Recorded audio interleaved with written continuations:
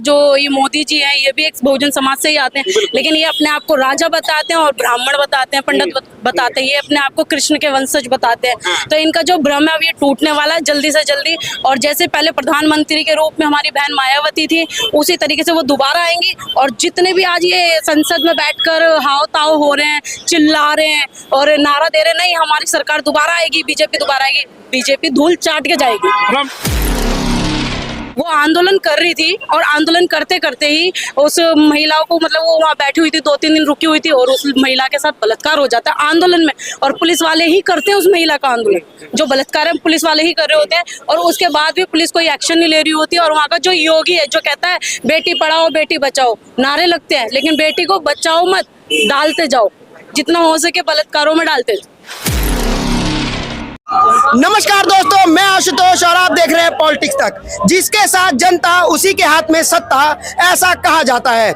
हम आपको पूरी खबर बताएंगे और जनता की राय दिखाएंगे, लेकिन उससे पहले आप अभी इस वीडियो को लाइक और चैनल को सब्सक्राइब करके रख लीजिए। 2024 चुनाव में जिस तरीके से प्रधानमंत्री पसंद की जब बात होती है तो जनता लाइव सर्वे होता है, तो उसमें सर्वे में बार बार एक चेहरे को ग्लोरीफाई किया जाता है। बड़े लेवल पर मेन स्ट्रीम मीडिया हो या फिर सोशल मीडिया, बार बार कहा जाता है मोदी मोदी है, मोदी है, मोदी है, मोदी है। उससे ट्रैक हटता तो फिर कहते हैं कि राहुल गांधी, राहुल गांधी। यानी पाला कभी मोदी के पक्ष में जाएगा तो कभी राहुल गांधी। राहुल गांधी मोदी के अलावा भी क्या देश में कोई चेहरा नहीं होगा क्या? ये सबसे बड़ा सवाल है। बहन मायावती, क्या इस चेहरे पर चर्चा नहीं होनी चाहिए? प्रधानमंत्री की पसंद है कि नहीं? ये राहुल गांधी और मोदी दोनों एक सिक्के के दो पहलू हैं। पहले राहुल गांधी, फिर मोदी जी आ गए, तो मोदी के नाम पे मोदी को बेचा जा रहा है। मोदी के नाम पे लोग वोट दे रहे हैं, बाकी उनके कार्यकर्ता कुछ काम वाम नहीं कर रहे हैं। उत्तर प्रदेश से मैं आया हूँ। अच्छा, उत्तर प्रदेश से मैं आया हूँ, बुलडोजर वाली जगह से आए हैं। वहीं से आया हूँ। हमारे यहाँ की सड़कें इतनी बुरी है, इतने गड्ढे हैं, 2-2 2.5 फुट गड्ढे हैं, वहाँ कोई काम नहीं हो रहा है। और आज नहीं 4-5 साल के, मतलब 6-7वां साल है, रोड बनने के नाप के लिए गए और बार बार इंक्वायरी हुई, जांच हुई कि रोड बनेगा, रोड बनेगा। हमारे यहाँ जो है मंत्री, 2 मंत्री हैं, और जिनमें से एक जिले के 2 मंत्री सिद्धार्थनगर से होते हुए भी कोई काम नहीं हुआ। कोई काम नहीं हुआ। कोई काम जरा नहीं। आप खड़े रहिए, एक सवाल में जरा ले लो, उसके बाद मैं आपके पास आता हूँ। बार बार 2 चेहरे पर चर्चा होती है देश के अंदर। राजनीति उठाइए 70-75 सालों की, या तो कांग्रेस या फिर जब उदय हुआ बीजेपी। मोदी राहुल, मोदी राहुल, मोदी राहुल। जितने मन से मोदी मोदी करते हो उतने मन से बहन मायावती मायावती कर दो, सत्ताएं बदलेंगी इस तरीके से सड़कों पर शायद ना बैठना पड़े, लगता है, या फिर मोदी मोदी ही ठीक है? ये दोनों ही एक सांपनाथ है, एक नागनाथ है। ना कांग्रेस पसंद है ना बीजेपी पसंद है। 60 साल से कांग्रेस काम कर रही थी। इस कांग्रेस ने जितना नुकसान किया शेड्यूल कास्टों का, सिर्फ वोट लिया, कोई अधिकार वापस नहीं किया। संविधान में 15% मिला था, इन्होंने वो आरक्षण 15% पूरा नहीं किया। मेरे अनुसार 1.5% बड़ी पोस्टों में पूरा किया और 5% चपरासी ग्रेड में, तो कांग्रेस भी कम नहीं है। इसने हमारा खून ने कम नहीं पिया। इतने वर्षों से उत्तर प्रदेश पर राज कर रही थी। वहाँ किसको बिठा रही थी? ब्राह्मणों को बिठा रही थी। ब्राह्मण हटाए तो तब जाके मायावती वहाँ पर आई। मायावती जी का सफल शासन 5 साल 5 बार रहा है, तो वो क्यों नहीं बन सकती देश की प्रधानमंत्री? सबसे बड़ी चर्चा देखिए, सबसे बड़ा सूबा पूरे देश का, छोटे से राज्य की हम बात करें, थोड़ा सा बड़ा कर लीजिएगा गुजरात। 3 बार वाले मुखिया को मंचों से इतनी चलती है मीडिया पर, मोदी मोदी मोदी मोदी मोदी। और सबसे बड़े मुखिया है, मतलब सूबे के अगर 4 बार के मुख्यमंत्री हैं, 7 से 12 का कार्यकाल उठाइए, मेडिकल फील्ड को उठा लीजिए, या फिर जिस आवास योजना की बात करते महामाया आवास को उठा लीजिए, जिस मेडिकल सेक्टर की बात करते तो 108 उठा लीजिए। तमाम ऐसी योजनाएं हैं, तो उस बहन मायावती से डरती क्यों है मीडिया? बात करें कि बहन मायावती मायावती, सत्ताएं क्यों नहीं बदलेंगी? ये जातिवादी मानसिकता के लोग हैं, क्योंकि इनकी नजर में जो 85% के लोग हैं ना, उनको ये पनपने नहीं देना चाहते। मेरा नाम कमल किशोर है। मुझे 93 में दिल्ली विधानसभा के पहले चुनाव में काशीराम जी ने MLA कैंडिडेट करोल बाग से बनाया। 96 में लोकसभा का बनाया। मैं 2 चुनाव फाइट कर चुका हूँ, और तीसरा चुनाव अभी जो पिछला चुनाव हुआ है उसमें बांध से वालों ने, PPID वालों ने चांदनी चौक से जनरल सीट से मुझे कैंडिडेट बनाया, लेकिन ये समाज ऊपर के नेता भी बिक रहे हैं, नीचे का समाज भी बिक रहा है।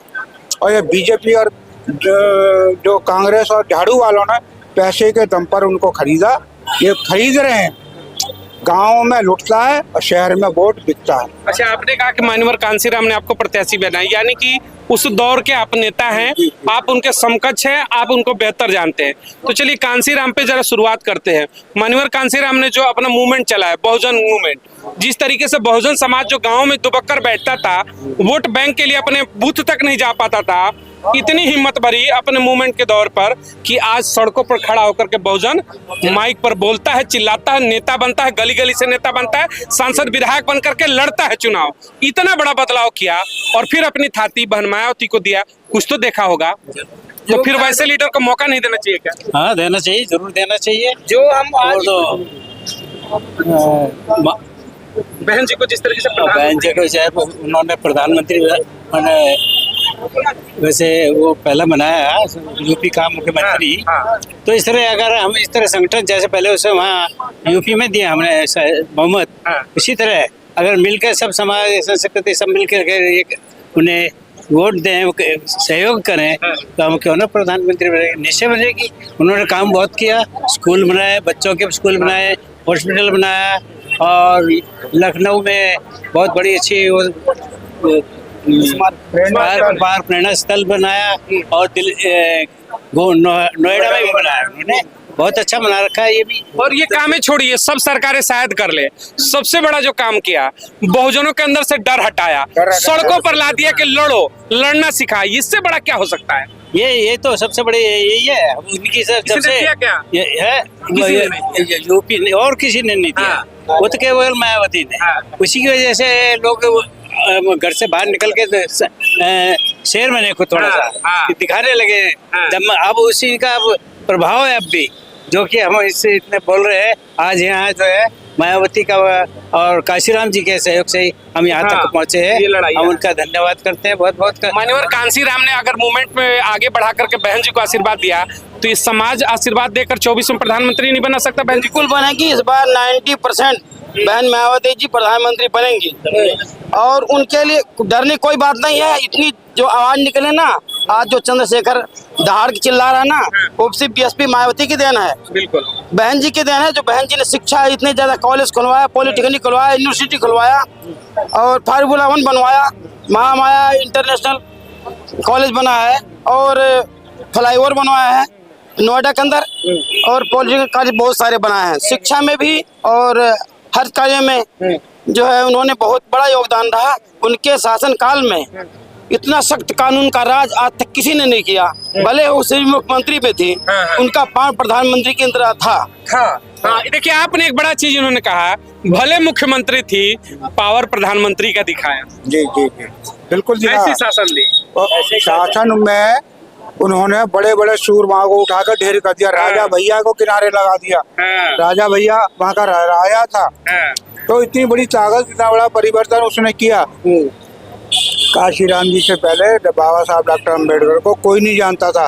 आज उन्होंने घर घर जाकर साइकिल चलाकर घर घर तक बाबा साहब की विचारधारा पहुंचा दी, और उसी विचारधारा से पहली जो मुख्यमंत्री 94 में बनाकर ये दिखा दिया कि हम भी बन सकते। चलिए, एक महिला है, देखिए साथ में बच्चियों से भी सुनेंगे। देखो, बात है कि महिलाओं की जब चर्चा हो रही है कि बहन मायावती दलित समाज की महिला, मौका उनको मिलना चाहिए, तो सवाल तुमसे भी बनता है, लड़की हो, क्या वाकई में तुम्हें लगता है कि 24 की अगर हम बात करें चुनाव में, जिस तरीके से दो चेहरों पे बार बार चर्चा होती है, मोदी राहुल, बहन मायावती जी के ऊपर भी चर्चा होनी चाहिए? जी, जरूर होनी चाहिए। आप देख सकते हैं कि एक विचारधारा दोनों की है, कि कांग्रेस की भी और बीजेपी की भी। एक हिंदू राष्ट्र बनाना चाहता है, एक हिंदुस्तान बनाना चाहता है, तीसरा विकल्प हमारे पास बचता है मायावती का। तो मायावती के जो कहें कि शासनकाल था या राजकाल था, जो राज था उनका उस टाइम यूपी के अंदर, उस टाइम महिला इतनी सुरक्षित थी कि रात को 10 बजे, 11 बजे, 12 बजे कभी भी आ सकती थी, जा सकती थी। आज वहीं पे महिलाएं देख सकते हैं, जैसे मनीषा वाल्मीकि है, उसका बलात्कार हो जाता है, फिर पुलिस वाले उसके पास जाने नहीं देते हैं, फिर फिर चोरी चुप्पे एक जो क्या कहते हैं प्रज्ञा मिश्रा है, वो जाती है इंटरव्यू लेने तो उसको पकड़ लिया जाता है, उससे सवाल किया जाता है। अभी फिलहाल में ही एक महिला को, वो आंदोलन कर रही थी और आंदोलन करते करते ही उस महिला को, मतलब वो वहाँ बैठी हुई थी, 2-3 दिन रुकी हुई थी और उस महिला के साथ बलात्कार हो जाता है आंदोलन में, और पुलिस वाले ही करते हैं उस महिला का आंदोलन, जो बलात्कार है पुलिस वाले ही कर रहे होते हैं, और उसके बाद भी पुलिस कोई एक्शन नहीं ले रही होती। और वहाँ का जो योगी है जो कहता है बेटी पढ़ाओ बेटी बचाओ, नारे लगते हैं, लेकिन बेटी को बचाओ मत, डालते जाओ, जितना हो सके बलात्कारों में डालते जाओ। उनका तो उल्टा लग रहा है तमाम चीजें आपने बताई, तो वाकई में परिवर्तन का अब समय है। बार बार कहते 85-15 का नारा, तो 85% कब आएगा, कब अपने नेता मानेगा कि 24 में प्रधानमंत्री का एक चेहरा, एक जुबान निकले कि बहन जी को बनाया जाए। अब मौका है, अब समय है कि उनको वो मौका दिया जाए। बहन जी इस बार प्रधानमंत्री बनेंगे देश की, और जो ये मोदी जी हैं ये भी एक बहुजन समाज से ही आते हैं, लेकिन ये अपने आप को राजा बताते हैं और ब्राह्मण बताते हैं, पंडित बताते हैं, ये अपने आप को कृष्ण के वंशज बताते हैं। तो इनका जो भ्रम है ये टूटने वाला है जल्दी से जल्दी। और जैसे पहले प्रधानमंत्री के रूप में हमारी बहन मायावती थी, उसी तरीके से वो दोबारा आएंगी, और जितने भी आज ये संसद में बैठकर हाव ताव हो रहे हैं, चिल्ला रहे हैं और नारा दे रहे हैं, नहीं हमारी सरकार दोबारा आएगी, बीजेपी दोबारा आएगी, बीजेपी धूल चाट के जाएगी। भ्रम टूटेगा। मैं एक बार आप क्या कर रहे थे, किस तरीके से कह रहे थे कि आप क्या कर रहे हैं 24 चुनाव में? एक मैं चाहूंगा आखिरी सवाल, पसंद के बारे में बताइए और बेहतर बोलिए। अगली भावी प्रधानमंत्री हमारे देश की बहन मायावती जी जिंदाबाद जिंदाबाद जिंदाबाद। इतनी सी दहाड़ में आप कैसे प्रधानमंत्री? दहाड़ ऐसी होनी चाहिए कि वहाँ मंच तक एकदम सुनाई दे, ऐसी दहाड़। बहुजन समाज पार्टी जिंदाबाद, बहुजन समाज पार्टी।